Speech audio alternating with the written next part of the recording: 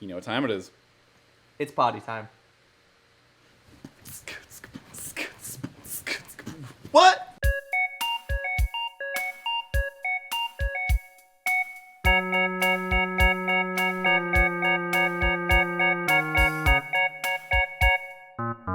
What is up, people? What's up, guys? We had to take a hiatus last week because someone decided to go to Florida and have a really fun time Don't ever do that again. out of the blue. It's all your fault. Yep, went to Florida. No regrets. No You regrets. see all this cold and the snow and the dead trees behind me? That wasn't there in Florida. But it was here for you. Yep. I made a lot of TikToks. I did a lot of sweet photo shoots with people there. So if you're in the Tampa area, St. Petersburg, Clearwater area, and you want a dank, dope photographer, hit your boy up. Hit your boy up. Jake, should they hit their boy up? Sure. All right. No, yeah, you should. He's really good at what he does, and he has fun doing it. So yeah, good to show some support. So, we should dive into the really awesome topic that's happening online. Yes, and that is Wandavision.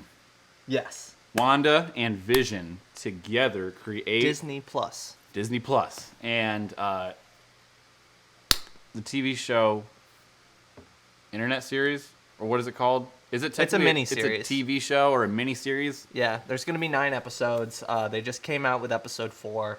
They did. There's a lot of mixed reviews when it comes to people. You either really dig it or you don't. Yeah. I know it started kind of slow, and people didn't have the patience to see it through. But yeah, episode 4 was absolutely crazy and definitely answered a lot of questions. And yeah, I think we're going to talk about some theories and what we think. We're also foreshadowing this entire episode right now. Exactly. With subtle hints, so Yes. stay tuned. Absolutely. Yeah, so let's dive into it. We've got an article pulled up, and we'll just kind of go from there with it. But yeah, I had this one pulled up. It's the inverse.com one. Okay. Do you have that one? Yes, but it's gonna have to be on my phone because I don't have my AOL connected. Oh, okay. So you read it. I'll pull it up and I'll All right, catch up with you. Just let me know when you got it pulled up. Okay. Okay, so here's the first article by Inverse. It says WandaVision just changed the way we think about Avengers Endgame's ending, maybe forever. The MCU is finally wrestling with the darker side of the blip. Not everyone gets a happy ending. Sure, the Avengers brought back the missing half of the Marvel Cinematic Universe in Avengers Endgame, but as we saw in that movie's opening, a lot of time passed and a lot happened. While Spider-Man Far From Home had fun dealing with the aftermath of the blip, WandaVision is showing how deadly serious the blip and its undoing really was. Warning, there's spoilers, okay? Spoilers. So if you guys haven't seen it, you should stop, go watch it, and come back to this episode right now. Do it. Okay, Okay. Yeah. so you're back. All right. Spoilers ahead. We interrupt this program ahead of episode 4. In the opening of WandaVision's 4th episode, Sword, Agent Monica Rambeau awakens bedside in a crowded hospital. Absolute chaos. There's confusion, hysteria. There's people disintegrating and stuff, or undisintegrating, however you want to look at that. It's the undoing of the blip when the Hulk snapped his fingers in Avengers Endgame and brought back everyone who vanished 5 years earlier in Avengers Infinity War. Okay. So, all is well, right? Wrong. Through Monica, we get a glimpse at how bad something as violent and sudden as the blip, and most importantly, its undoing, can be. When Monica vanished, her mother's cancer was in remission. When she blipped back, it was 5 years later and 3 years since her mother's cancer returned and killed her. So yeah, she was running around the hospital trying to look for her mom, and like, she's no longer here. And she's like, that's impossible. She's like, that is impossible. And like, no. Yeah. Everyone's It like, is. no, she's dead. Yeah, She's like, dead. yo, she's dead, girl. So that was, yeah, she was, it was super brief what it seemed like to her. Saying, just imagine Monica's state of mind. She took the briefest of cat naps only to wake up years later And the person she loved most is gone, and she wasn't there. She was needed. That's a typo, I think. That's not only devastating, but also traumatizing for anyone to theoretically experience. That's now the story of Monica Rambeau, and it's likely the same story for millions, maybe billions more in the MCU who aren't blessed with abilities or superhero friends. In a world of superpowers, nothing makes you feel more powerless than being alone. Monica Rambeau, who left behind someone terminally ill, is just one example of the blip and the unblip going wrong, and there are countless more stories like it to tell. So yeah, man, what were your thoughts on that? Like when you were watching the 4th episode and you're kind of tying it together, what'd you think? I thought it was definitely interesting.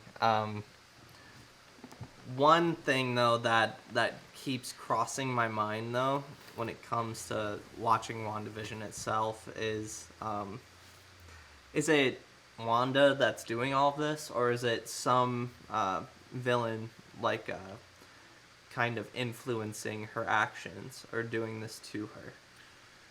That is a good question. From what I was currently putting together, it did seem like it was her mainly putting it all together and keeping it going, because at the end of the episode, you see, what's his name? Vision, right? You see his head. He's dead. It's bashed in from what happened. And she kind of like shakes that off and looks back at him, and through her eyes, you can kind of tell where that's going, is that he looks like he's normal. Like he has the gem in his head, and he's fully functioning and normal. But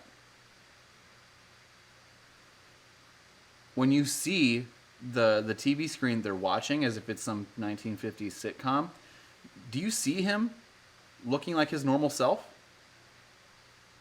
Mm-hmm. Another, But yeah. is she like keeping him literally alive, or is it She can't that, handle it.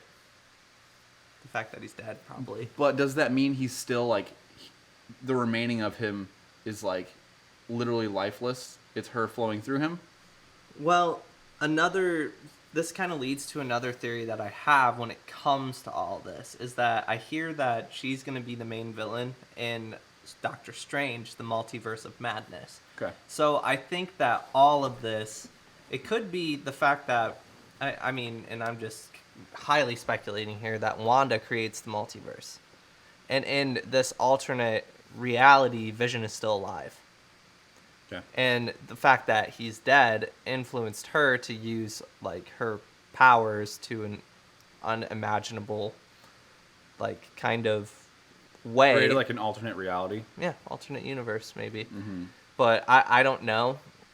I also kind of have this theory that Agnes girl, that neighbor, that she knows, because you see her whispering to that one guy in front of Vision. I think it was episode 3 when he's like chainsawing like that brick wall and stuff, which is weird in itself. I know. But yeah, I think that hopefully we realize something about her, because I definitely think that she knows what's up.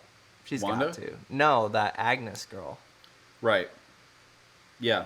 I kind of think she's she might be a supervillain of some sort. I know that there's definitely a villain here. I'm quick pulling it up that deals with insanity.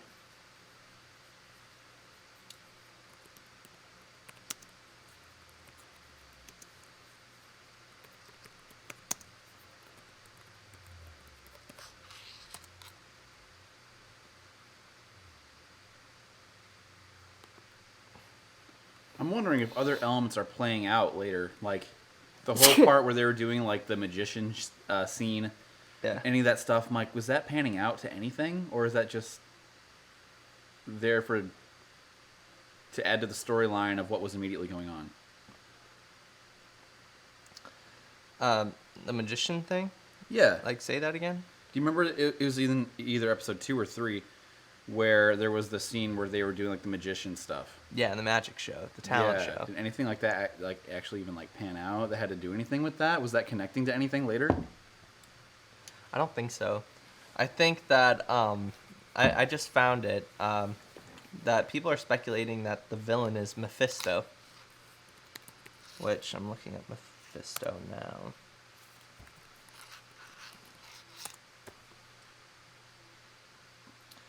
But the weird thing is that Which one's it's a Mephisto? guy. Mephisto is.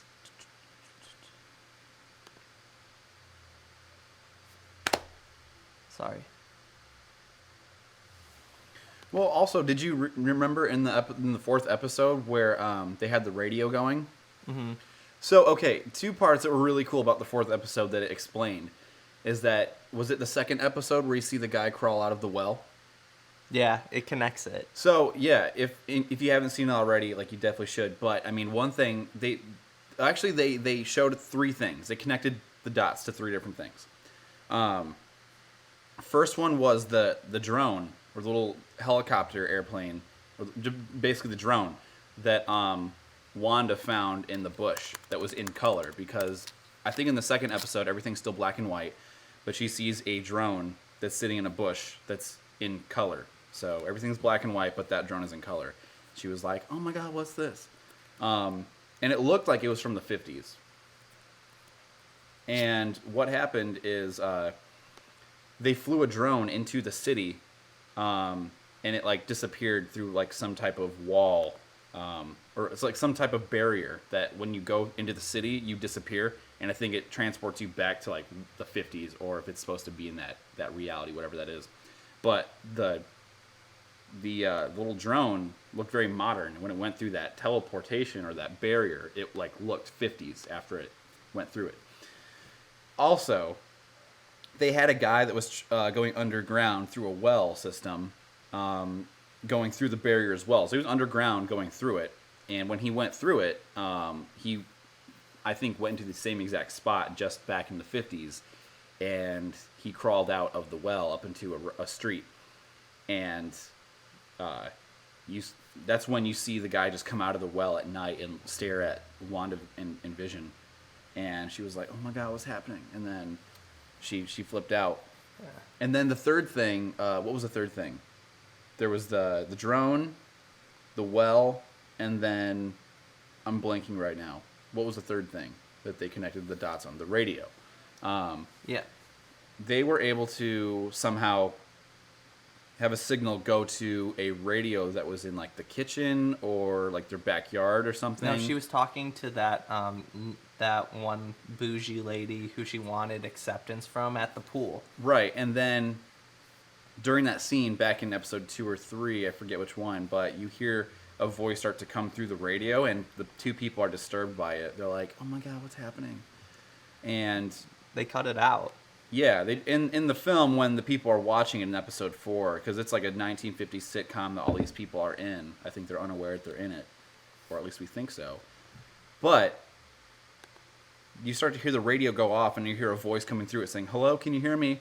Who's doing this to you? Who's doing this to you? Boo boo, who wronged you?" And they were like, "That's weird." And so I think it gets destroyed or something happens, but they ignore it and it gets cut out of the episode. So they were kind of unveiling how all that was going on in real time. Well, and as the episodes are going on, they're progressing. It started with the 50s, then it's the 60s, then it's color in the 70s. Yep. And like almost every episode is like a new like decade. Yeah.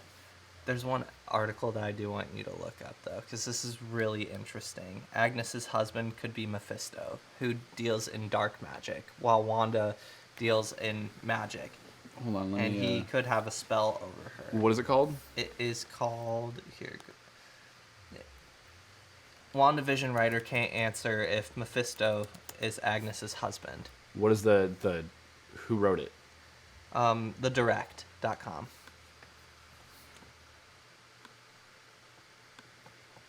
All right. Which I think is really interesting. All right, do you want to read it? Sure. All right, go. So Mephisto is one of the more notable villains in Marvel Comics, especially considering his prowess with dark magic. Considering how deeply this series is set to dive into Wanda Maximoff's magical powers and her creation of an alternate reality, the path to Mephisto's arrival is certainly a possibility. So he could have actually, like, helped warp things into an alternate reality too, Right. combined with Wanda's magical abilities without her even knowing it, because she's reeling from the loss of vision. Yep. You know what I mean? So, looking into the MCU's future on Disney Plus, this isn't the first time Marvel's iteration of the Devil has been brought up.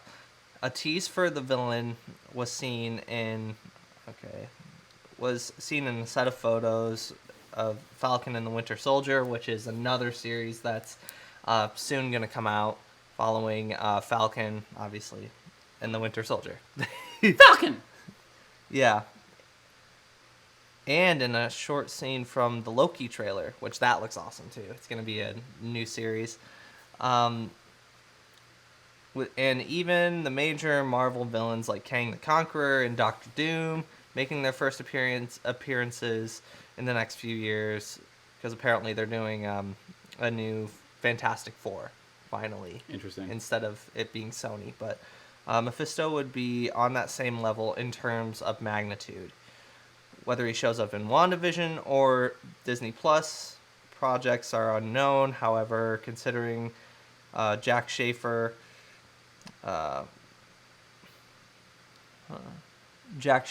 who wrote some of this, is to mention his name, fans should be on the lookout sooner rather than later. Yep. So it's definitely an interesting theory.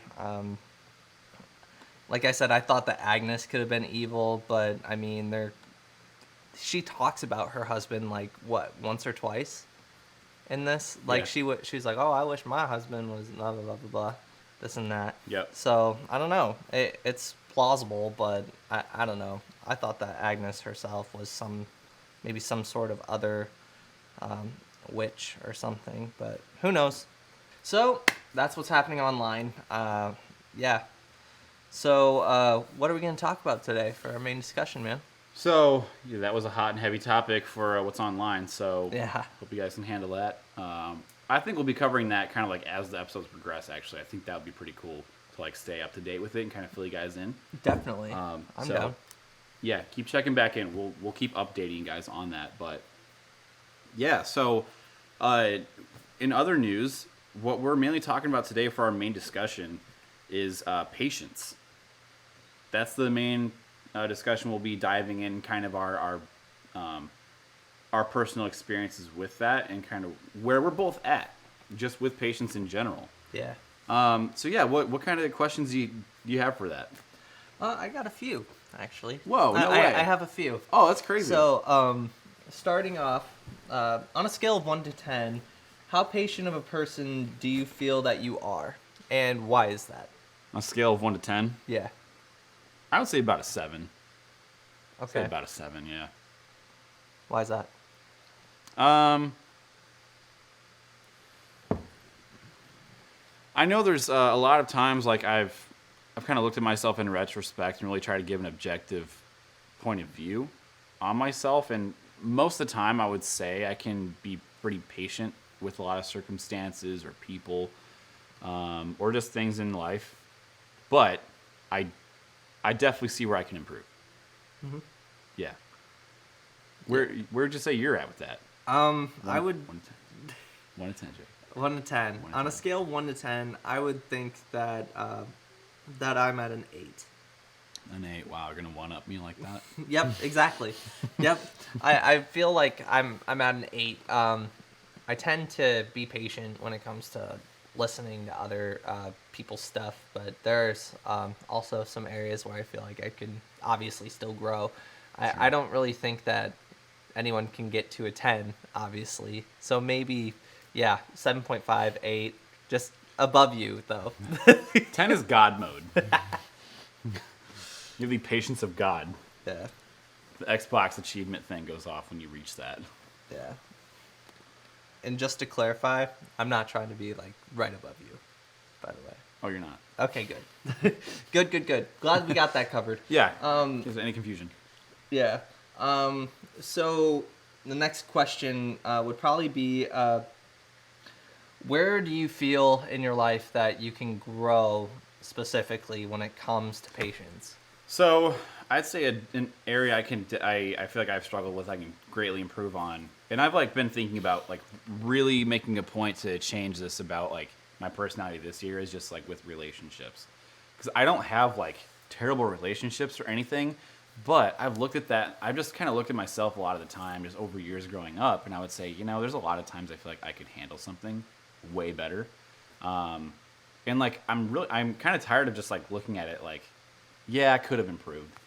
I'm like, no, I want to. Like, let's change it. Let's be better.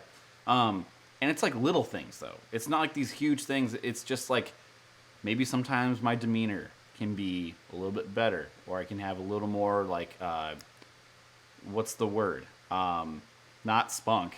I mean like I can't think of it at the moment, but I mean like you can just have a little more upbeatness to your persona. You know what I mean? A lot of the times I feel like, especially when I'm by myself and the stuff I work on, I have a very intense personality. And I feel like that just doesn't translate well when you're just having conversations with people sometimes, And I'm like, I want to be able to have a little more charisma. That's the word I'm looking for, charisma. Yep. Want to have that a little more, just because you want to be able to give off a good first impression a lot of the time. I feel like I haven't really necessarily cared about that. And I think to a degree it's a good thing, where you're not sitting there trying to imagine like how to have the perfect vibe you give off to everyone you meet. I don't think it has to be like that, but I think there's a lot of power in understanding how to do it when it's necessary. And so being able to grow that way, I feel like would be an amazing way that would be small but would help in the long run of really being able to better like form relationships and stuff down the road. So that's something that I've looked at and considered heavily. I'm like, I need to actually start changing little things here and there, just for the sake of long-term effects. Mm-hmm. So that's where my head's been at.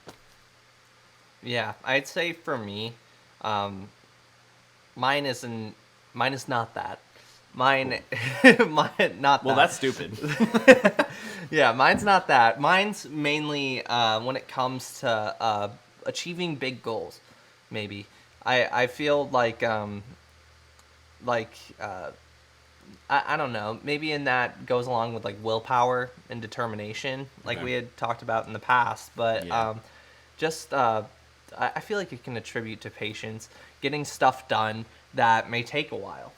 I feel like if I'm trying to grow in that fact of growing my patience so that like I can achieve bigger goals. I would definitely say. Does that make sense? Yeah, and I guess one thing I wanted to add on top, not to just come back to what I'm saying, but I think one thing just to add to that is, because we are specifically talking about patience, so I think I just wanted to add a little more onto what I'm saying so that it makes more sense. It's not coming off in like a different direction of like, here's where I need self-improvement. But it's just more like, I think having the patience to go through learning that is where my head's at, of like, let's just take like 6 months and just see what you can do. Mm-hmm. But what you're saying, yeah, I think that's awesome. You're just basically wanting to have more patience to be in the process of like setting a goal that's bigger, and then like just... And you see things through. Yeah. Yep. That's definitely awesome. Yeah. And like, is there anything in particular that you have like a specific goal for that you want to try to do like this year? I mean, probably school. I have one class left, and then I get my degree and stuff. But I've been like holding that off just because of maybe. I mean, I'm not the best with math, and that's my last class, so I'm just like. Okay. Yeah, and I mean it's been a few years. I had held it off for a while, and it's really just finally getting to me. I'm like, I just need to do it. You know what I mean? Because I'm so close, and if I never do that, I'll always be like, wow, I got so close. Mm-hmm. You know what I mean? And definitely achieving that goal would be awesome. Yeah, absolutely. Yeah, so finally just doing it, no excuses, because I mean life's always going to be busy and stuff, but yeah, I want to see that through. Yeah. And do you think there can be like things that there can be elements or certain things you might utilize to distract yourself from like wanting to accomplish like a long-term goal or something? Do you feel like there's things that maybe subconsciously that you use or anything of the sort like that? Like distractions. Basically, yeah, just distractions. That turn into excuses. Sure. Yeah. I would say, yeah, I mean, I work and stuff. I can always use that excuse like, oh, man, I don't feel like it. I'm tired or whatever. Yeah. That, I feel like just maybe friendships too. That maybe would subconsciously play a role. Because, I care about my friends. You know what I mean? Yeah. That I don't know. I think life in general just throws you like kind of excuses for you. You know what I mean? Because it doesn't stop. You know what I mean? That is true. And yeah. just time management is huge, and picking your priorities. Yeah. You know what I mean? Yep. Yeah. Yeah. One thing I will say, I can definitely relate to that very well. I've made a point to switch certain habits and things I do. I swap them out. And I've done that because of that. What we're talking about, like distractions and things that get in the way of like an actual priority you really want to do. You want to accomplish something. Specifically, what I'm talking about is like I've had video games that were just, I would have them as an option where I could play them. I could use time to play Halo with friends, which is fun, you know. I've stomped Jake so many times in Halo. It's the greatest feeling ever. I'm like, Jake, I've 25-0 time. That is not happening. After time. That's a lot. I'm like, it's great. Like, I'll do it. No. But I'm like, I would rather record music with you or do something where it's like we're using like a real skill and like developing that.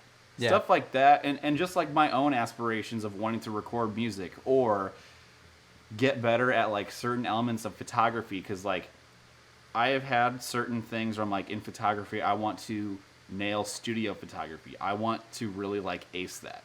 Mm-hmm. Like it's kind of like the thing where you're talking about your last class. You've been putting it off.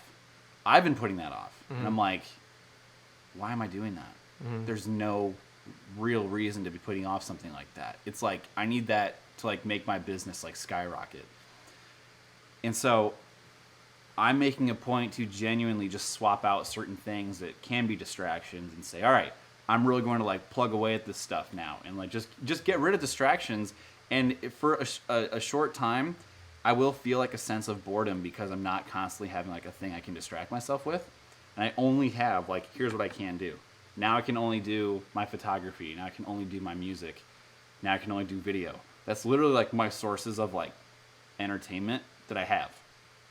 You know, it's like if I'm by myself on a Saturday night or a Friday night, I'm probably going to be doing that. You know, like there's a 95% chance I'll just be doing something revolving around those. Like for example, I've been putting off doing like recording drum covers. For whatever reason, I love doing those. I don't know why. It's just super fun to do. Over the past like 2 years, I've not been able to do it. I always had like an Xbox where I could just play Halo. I've always had something. And so now I've been like, I'm just going to get rid of this stuff, make it so I can't do it, and just allow myself to kind of like go back to that state of creativity.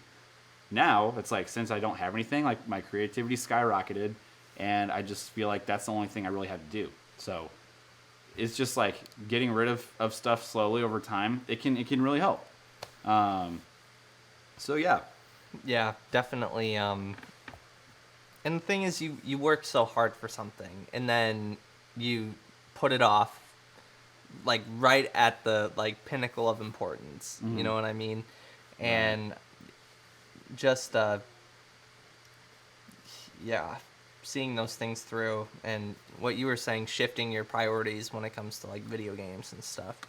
Yeah, it's definitely important. So moving on. Yeah, moving on. Yeah.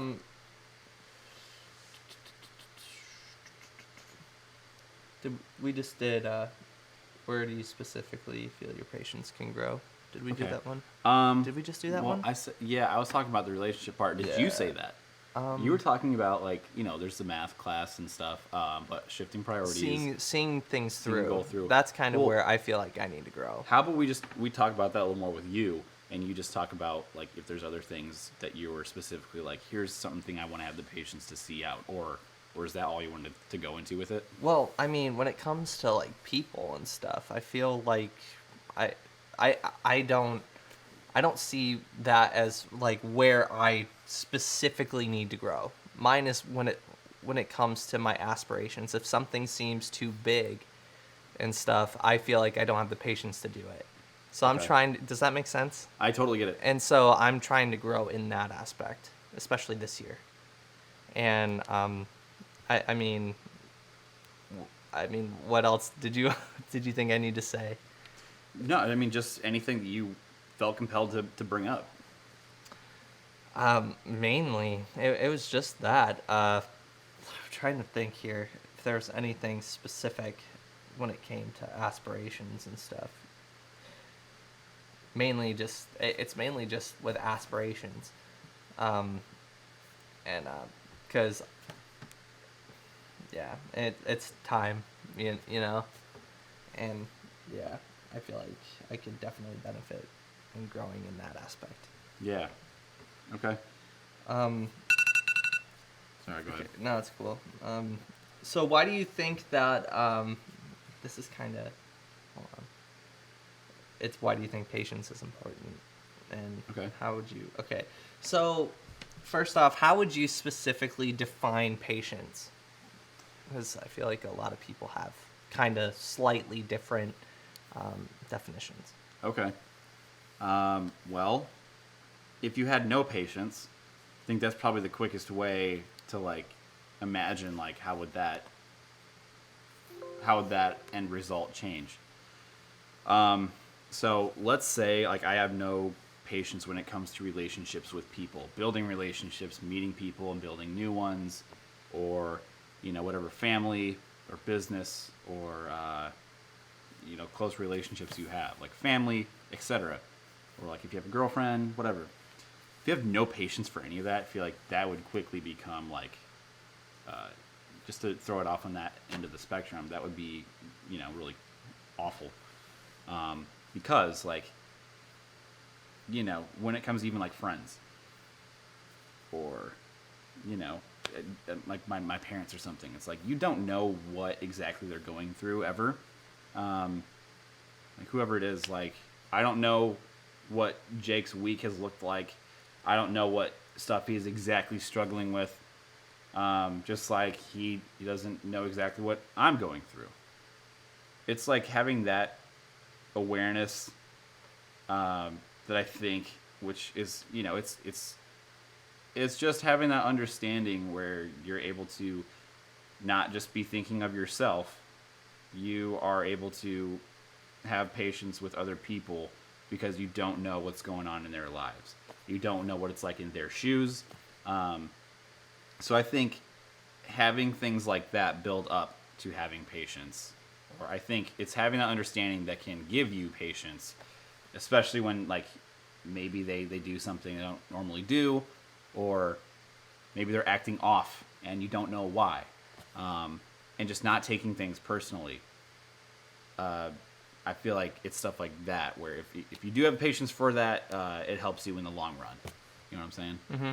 I definitely agree with you when it comes to, like, relationships, friendships. Mm-hmm. I also think that, like, kind of an attribute of patience itself is the capacity to handle something as well. And whether that be, seeing things through, like I was talking about earlier, or being able to listen to what another person has to say. It can be hard on both of those parts. You know what I mean? Because, Yeah. like what you were saying, everyone has a story. You know what I mean? So if you haven't handled your stuff, whatever you're going through, when someone talks about their stuff, people can be like, oh my gosh. And they could, lash out or do whatever because they haven't handled that themselves. And I guess the same thing when it comes to like seeing someone succeed in Yeah. in a field where you want to succeed but you haven't yet. You could get you can definitely get in the state where you point the finger, you know? Right. And the thing is, no one's life is perfect. Don't be fooled by anybody. Everyone is going through something. And yeah, I definitely think it's important to be able to talk about that stuff, but obviously in moderation.